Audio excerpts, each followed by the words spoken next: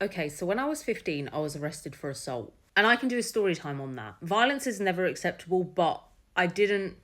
I don't want to say I had a reason, but there was a reason. I was also charged with criminal damage. And when I went to court, I'd already pleaded guilty. There was CCTV evidence. I wasn't getting out of it. As well as community service, youth offending work, and a fine, I was also given a curfew. And this curfew was 7 a.m. to 7 p.m. But it wasn't a tag. It was really weird because I was in foster care at the time. So the police had told my foster carers that if I'm not home during the hours I'm supposed to be, they had an obligation to ring them. But I'm trying to think what kind of curfew it was because I've heard of doorstep curfew. Doorstep curfew is when you're not on tag, but the police can just randomly show up to see if you're there and you have to come to the door to prove you're there.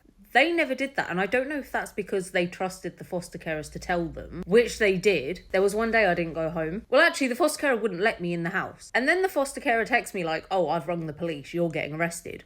So obviously I didn't want to go home then. So I went missing for a couple of days, but then I got arrested for something else, so then they found me. The crazy thing is I wasn't charged with what I was arrested for. Well, later on I was. I've told the story before.